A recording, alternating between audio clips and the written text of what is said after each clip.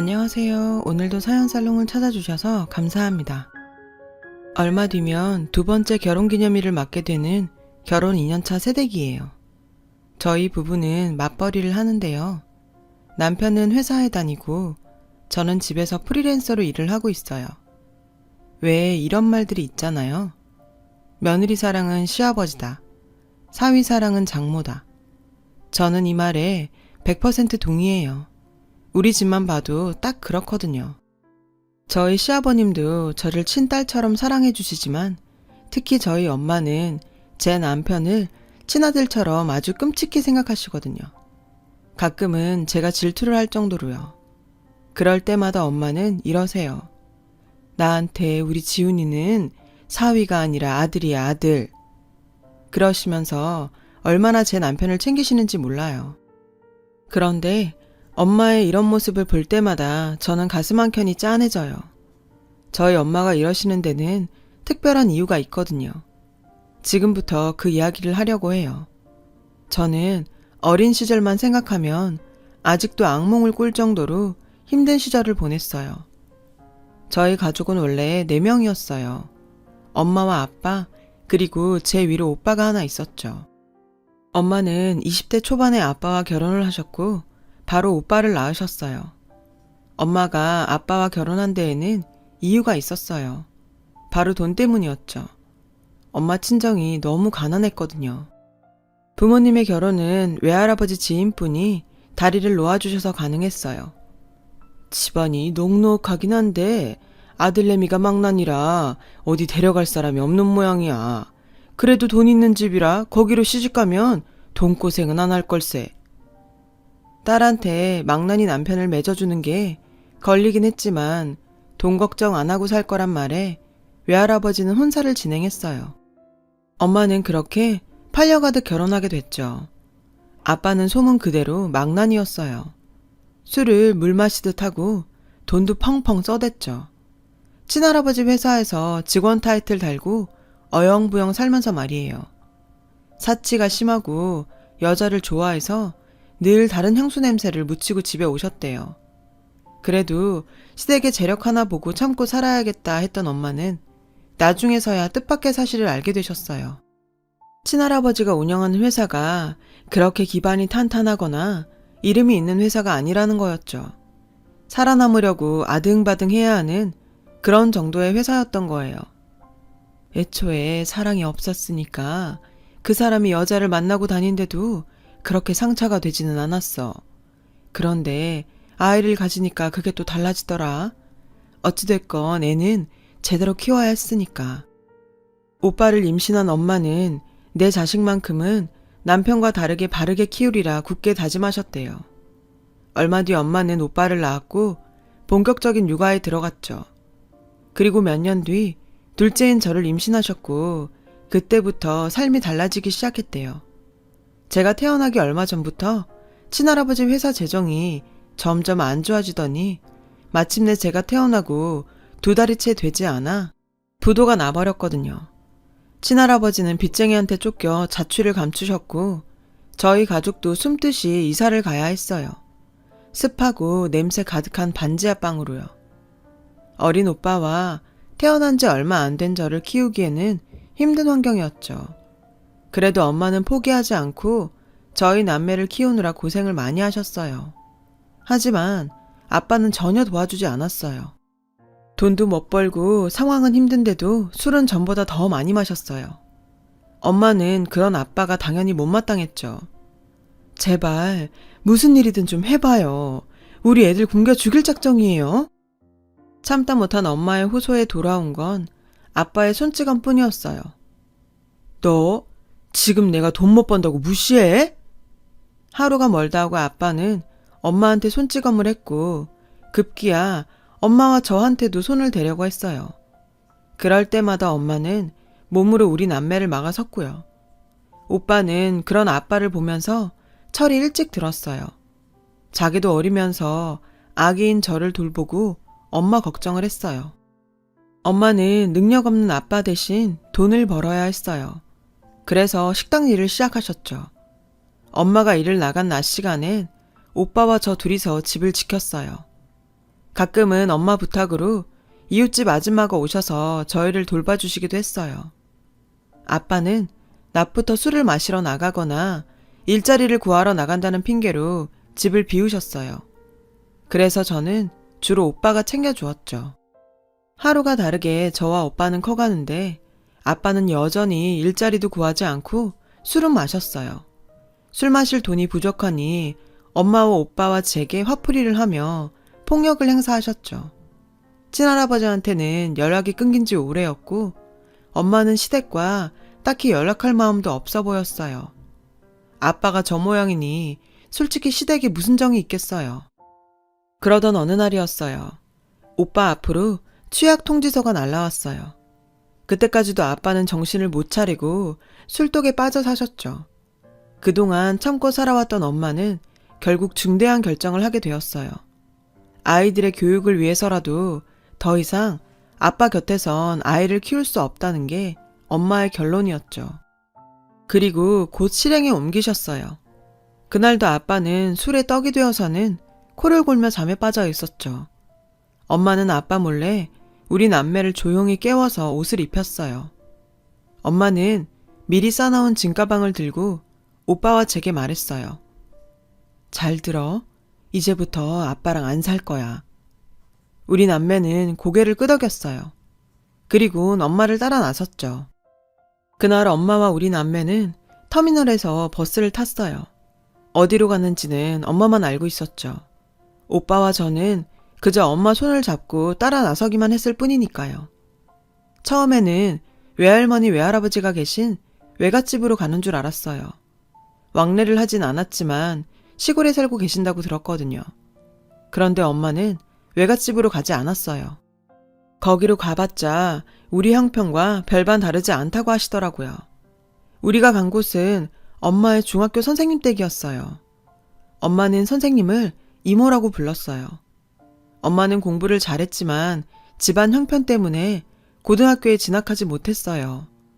그런 엄마를 담임 선생님은 무척 예뻐하셨죠. 엄마가 대견하다고요.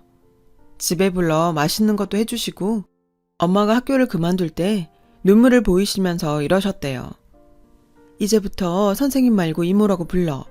이제부터 내가 이모가 돼줄게. 힘들면 언제든지 찾아와. 그 말 한마디를 믿고 엄마는 우리 남매를 데리고 선생님 댁으로 간 거예요. 막상 우리 남매를 데리고 가긴 했지만 엄마도 걱정이 됐는지 문 앞에서 망설이다 배를 눌렀어요. 이모, 이렇게 염치 없이 찾아와서 죄송해요. 아이들 때문에 어쩔 수 없었어요. 큰아들이 이제 초등학교에 들어가는데 애아빠 옆에 도저히 내버려 둘 수가 없었어요. 엄마는 울먹이며 말했어요. 선생님 역시 엄마를 보곤 울먹이셨어요. 너처럼 똑똑하고 착한 애가 그깟 돈이 뭐라고 그런 집에 시집을 가선 이런 신세가 된 거니? 속상해서 정말. 두 분은 한참을 그렇게 우셨어요. 어느 정도 감정이 정리되자 선생님은 앞으로 우리가 살 방법을 생각해 보자고 하셨죠. 일단 살 집부터 구해야겠다고 하시며 건물을 가지고 있는 사촌동생한테 혹시 남는 방이 있는지 알아보겠다고 하셨어요. 다행히 선생님 덕분에 우리는 방 2칸에 화장실과 주방이 딸린 집을 구할 수 있었고 며칠 뒤 바로 이사를 했어요. 엄마는 상가 청소와 건물 관리를 맡게 되었어요. 그와 별개로 엄마는 마트 판매원 일까지 구하셨죠. 우리 남매는 마냥 행복했어요. 아빠의 그늘로부터 벗어날 수 있었으니까요. 3월이 되고 오빠는 그 지역 초등학교에 입학을 했어요. 오빠가 학교에 가 있는 동안 전 혼자서 집에서 놀아야 했지만 엄마가 근처에서 일하고 있어서 안심할 수가 있었죠.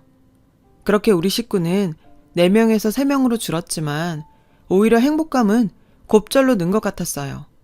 적어도 그 집에서는 우리 3 식구가 걱정 없이 살 수 있었으니까요. 가난했지만 행복한 순간이었죠.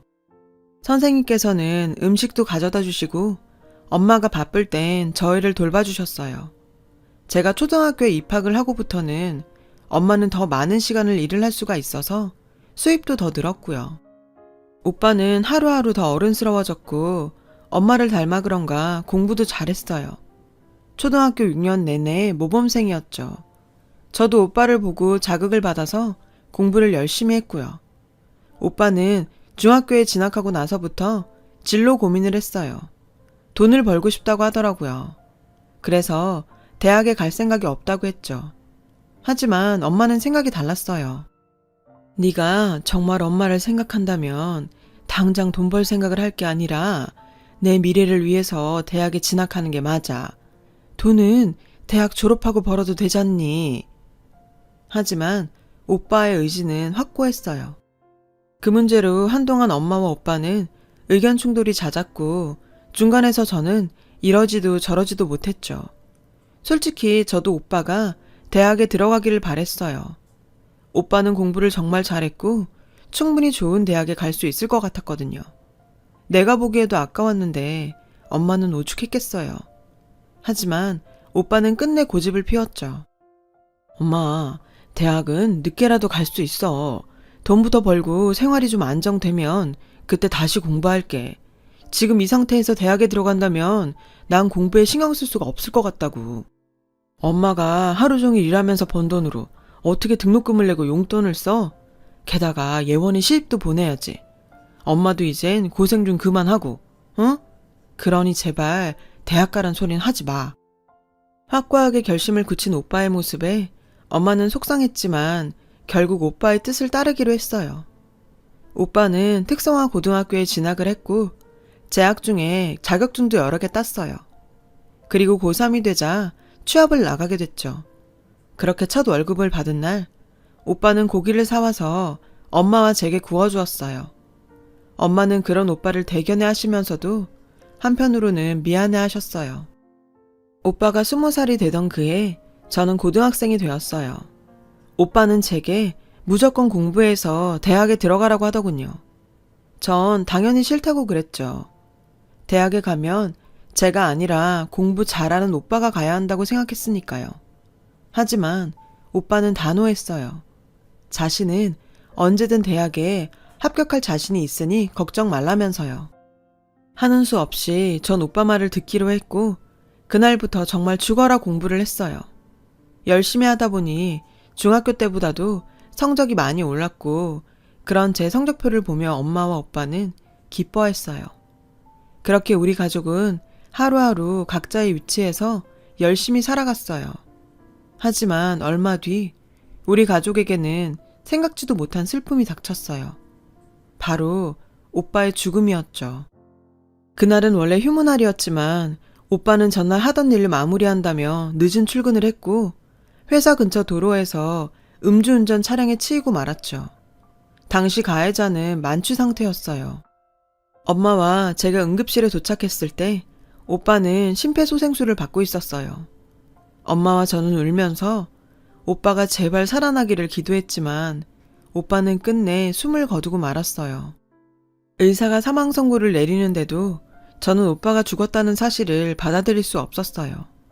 불과 몇 시간 전까지만 해도 공부 열심히 하라며 제 머리를 쓰다듬어 주던 오빠였으니까요. 그런데 어떻게 이렇게 쉽게 세상을 떠날 수가 있는 거죠? 그 순간 엄마가 바닥에 주저앉아 오열하기 시작했어요. 애를 끓는 듯한 소리를 내며 울부짖었죠. 그제야 저도 정신이 들더라고요. 그리곤 오빠의 죽음을 받아들이게 됐죠. 그러자 오빠를 죽인 가해자가 죽도록 미웠어요. 할 수만 있다면 그 인간과 오빠의 목숨을 바꾸고 싶었죠. 그런데 그때 슬픔에 잠겨있는 엄마와 제 곁으로 병원 관계자가 다가왔어요. 어렵게 입을 떼며 말하더군요. 혹시 아드님의 장기를 기증하실 의향이 있으신가요? 엄마와 저는 멍하게 직원을 바라봤어요. 직원 말에 따르면 병원에 장기 기증을 기다리는 사람들이 있는데 오빠의 장기가 다른 이들의 생명을 살릴 수 있다고 하더라고요. 엄마는 잠시 망설이셨어요. 비록 오빠가 죽었다지만 그 장기를 빼낸다는 게 꺼림칙하셨던 것 같아요. 엄마가 망설이자 직원이 나직한 목소리로 말을 이어갔어요. 아드님은 그 누구보다도 의미 있는 일을 하게 되는 거라고요. 그 말을 들은 엄마는 결심이 선 듯 직원을 바라보시더니 동의서에 사인을 하겠다고 하셨어요. 그렇게 오빠는 여러 사람에게 새 생명을 주고 하늘로 떠났어요. 엄마와 저는 한동안 슬픔에 빠져 지내야 했죠. 오빠의 빈자리는 생각보다 컸고 이 슬픔은 사라지지 않을 것 같았어요. 오빠의 죽음에도 불구하고 살아있는 사람은 일상을 살아가야만 했어요. 엄마는 다시 일터에 나가야 했고 저 역시 학교에 등교를 해야 했으니까요. 때 되면 밥을 먹고 밤이 되면 자야 했죠. 그렇다고 해도 이전의 생활로 돌아갈 수는 없었어요. 그러기에 우리 모녀의 슬픔은 너무나 컸으니까요. 이런 우리 모녀를 돌봐준 건 엄마의 선생님이었어요. 저희 집에 들러서 밥도 챙겨주시고 위로도 해주셨죠. 학교에서도 마찬가지였어요. 담임 선생님부터 친구들까지 모두 제게 신경을 써주며 챙겨주었죠. 오빠의 49제가 지나고 엄마와 함께 오빠의 옷가지와 짐들을 정리했어요. 그리고 오빠의 통장을 발견하게 되었죠. 오빠가 일을 시작하면서부터 모은 돈 전부가 들어있었어요. 그리고 통장 겉면에는 포스트잇이 한 장 붙어 있었죠. 사랑하는 엄마, 착한 내 동생 예원이, 우리 가족 모두 행복하자 라고 적혀 있더군요. 엄마와 저는 그 통장을 보며 또 한참을 울었어요. 오빠가 없는데 이딴 돈이 다 무슨 소용인가 싶었죠. 왜 하필 우리 오빠한테 이런 일이 생긴 건지 하늘이 원망스러웠어요. 예원아, 우리 네 오빠 말대로 행복해지자. 그래야 네 오빠도 하늘나라에서 우리를 내려다보며 행복할 수 있지 않겠니? 네 오빠가 그렇게 원하는데 오빠를 위해서라도 우리 행복해져야 해. 엄마는 제 손을 꼭 잡고는 애써 미소를 지어 보이셨어요. 그런 엄마를 보며 저 역시 미소를 지어 보였죠. 그리곤 오빠 몫까지 열심히 살아서 엄마를 행복하게 해주겠다 다짐했죠. 이후 엄마와 저는 마치 예전 일상으로 돌아간 것처럼 씩씩하게 생활을 해 나갔어요. 그렇게 열심히 살아낸 덕에 전 대학교에 들어가게 되었죠. 그 무렵 가해자 측으로부터 합의금과 보험금을 받을 수 있었어요. 솔직히 오빠의 목숨과 바꾼 돈이었기에 손도 대기 싫었어요. 하지만 엄마는 저와는 생각이 달랐어요. 그 돈을 제 대학 등록금으로 쓰자고 했죠. 오빠가 입버릇처럼 했던 말처럼 오빠가 절 대학에 보내주는 걸로 생각하자고요. 오빠도 그러길 바랄 거라고요. 결국 저는 엄마 뜻을 따르기로 했어요. 대학을 다니는 내내 저는 성적 장학금을 탔어요. 대학 중에 관련 직종 자격증도 여러 개를 땄고요. 오빠의 목숨과 바꾼 돈으로 학교를 다니는 만큼 할 수 있는 한 최선을 다하고 싶었거든요. 그 덕분에 저는 졸업도 하기 전에 취업에 성공할 수 있었어요. 그리고 졸업식 날 엄마와 함께 학사모를 쓰고 찍은 사진을 들고 오빠 납골당에 가지고 갔어요. 오빠 덕분에 대학도 졸업할 수 있었고 좋은 회사에 취직도 할 수 있었다고 고맙다고 했어요. 그리고는 그 사진을 오빠 유골함 옆에 놓아두었어요. 하늘에서도 오빠가 잘 볼 수 있도록요. 입사 후 한동안은 업무에 적응하느라 정신이 없었어요. 그래도 시간이 지나니 일도 손에 붙고 직장 동료들과도 많이 친해져서 직장 생활도 즐기며 하게 되었죠. 그리고 얼마 뒤 연애도 하게 되었어요. 바로 지금의 남편이죠. 남편은 저보다 6살 연상으로 직장 선배의 친구예요. 지금은 비록 친구라고 하기도 뭐한 사이가 됐지만요. 왜냐면 지금은 서로 앙숙이 됐거든요. 그 선배는 신입 여직원들에게 추근되는 걸로 유명했어요. 저도 피해자 중 하나였고요. 지금 생각해도 치가 떨리는 놈이에요. 그 선배는 퇴근 시간에 건물 밖에서 치근덕댔어요. 오늘 시간 어때? 둘이 술이나 한잔 할까? 저는 신입이라 싫다고 하기도 곤란한 상황이었죠. 그런데 그때 마침 남편이 나타났죠. 야, 너 아직도 이러고 사냐? 나이가 몇인데 여직원들한테 주접이야. 너 이러는 거 네 여자친구는 아냐? 남편은 짜증스럽게 말했죠. 그리고는 제 손목을 잡고 있던 선배의 팔을 떼어 놓았어요. 선배는 똥 씹은 표정이 되었죠. 이분은 내가 정류장까지 모셔다 드릴게. 넌 네 여자친구한테나 가봐라. 그날 남편은 절 혼자 보내기 불안했대요. 선배가 따라 붙을까 봐요. 버스 정류장까지 남편의 에스코트를 받은 저는 몇 번이나 고맙다고 인사를 했어요. 뭐가요? 저놈은 동창들도 다 싫어해요. 동기라서 대화에 끼워주는 거지. 그나저나 앞으로 저놈 조심하세요. 그렇게 첫 만남을 가지고 며칠 뒤 퇴근 시간에 남편이 다시 나타났어요. 나중에 들으니 첫 만남에 호감이 생겨 저와 잘해보고 싶은 마음이 있었대요. 그러면서 말로는 선배가 또 수작을 부릴까봐 감시하러 왔다고 하더군요. 그런 남편한테 저 역시 호감이 생겼죠. 제게 추근댔던 선배는 얼마 뒤 사내 성희롱으로 고발당해서 해고가 됐고 그 무렵 저는 남편한테 고백을 받았어요. 저 역시 마음이 있던 터라 우리는 그날을 시작으로 사귀게 되었죠. 사귀고 반년 후에 저는 제 가정사와 오빠에 대해 남편한테 말했어요. 남편은 저와 사귀는 동안 종종 저희 집에 찾아와 저희 엄마한테 아들처럼 살갑게 굴었어요. 엄마는 마치 오빠가 살아 돌아온 것 같다며 남편을 유독 예뻐하셨죠. 그러면서 문득문득 눈시울을 붉히기도 하셨고요. 저 역시 엄마한테 잘하는 남편을 보며 더더욱 믿음이 갔죠. 그 후 1년 뒤 결혼 얘기가 나왔어요. 남편은 앞으로 누구도 저처럼 사랑할 자신이 없다며 장모님도 친어머니처럼 모실 테니 결혼해달라며 청혼을 했고 저는 기쁘게 청혼을 받아들였어요. 양가 부모님을 찾아뵙고 결혼 승낙을 받은 우리는 얼마 뒤 상견례 날짜를 잡게 되었어요. 그런데 상견례를 일주일 앞두고 남편이 갑자기 상견례를 미루자고 하지 뭐예요. 처음엔 사정이 있어 그런가 보다 했는데 미룬 날짜가 다가오니 또 다시 미루자고 하더라고요. 그렇게 3번이나 날짜를 미루자 저도 더는 못 참겠더라고요. 그래서 이럴 거면 그만두자고 해버렸죠. 미안해. 정말 중요한 일을 아직 해결 못해서 그래. 절대 다른 맘 있는 거 아니니까 믿고 기다려주라. 응? 남편의 얼굴을 보니 거짓말은 아닌 것 같아서 전 다시 믿고 기다리기로 했어요. 하지만 중요한 일이 뭔지는 알고 싶었죠. 그래서 몇 번이나 물어봤는데 번번이 기다려달라는 말뿐 무슨 일 때문인지는 말해주지 않았어요. 할 수 없이 전 잠자코 기다려야 했죠. 그렇게 2달 정도가 흘렀고 엄마는 상견례 안 하냐고 성하셨어요. 저는 그때마다 핑계로 무마해야 했죠. 그러던 어느 날이었어요. 남편이 상견례 날을 잡자고 하더라고요. 그렇게 우리는 어렵게 상견례를 하게 되었어요. 상견례 당일 엄마는 많이 긴장하셨어요.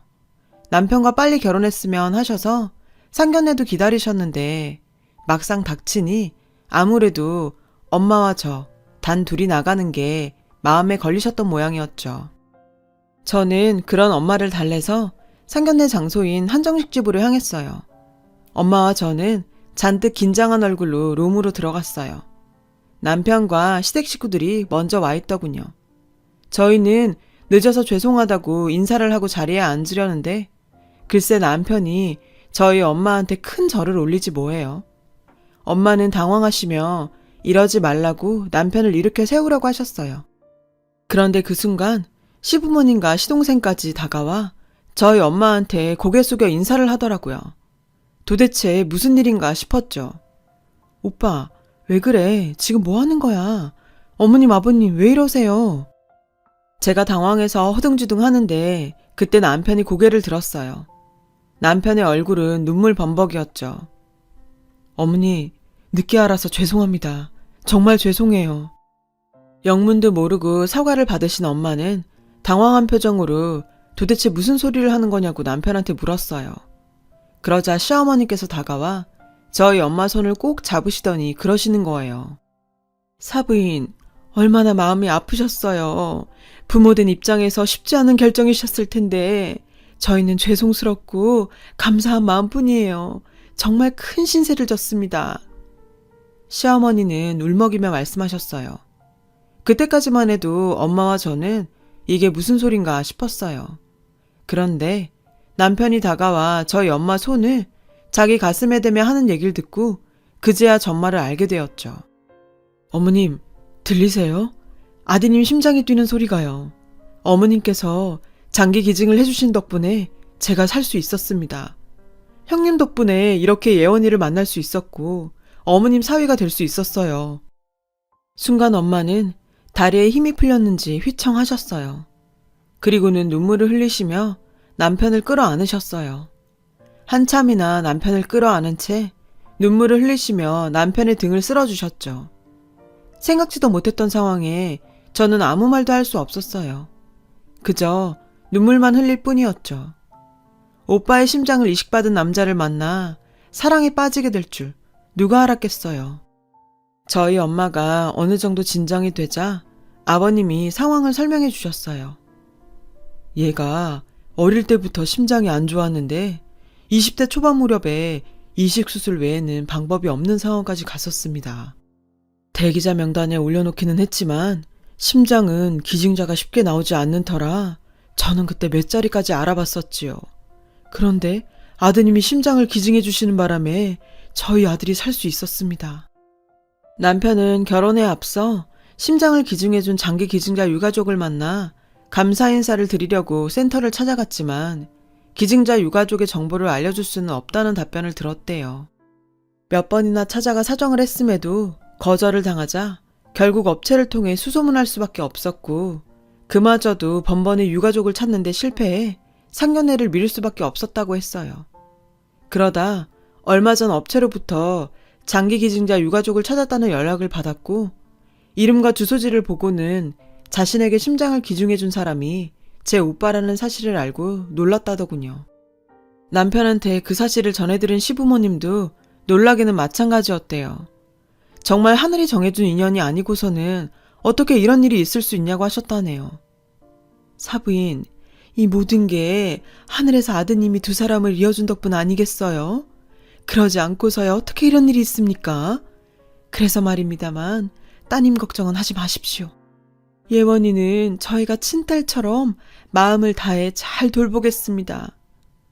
저희 엄마 역시 제 남편을 사위가 아닌 아들처럼 아끼며 보살피겠다고 하셨죠.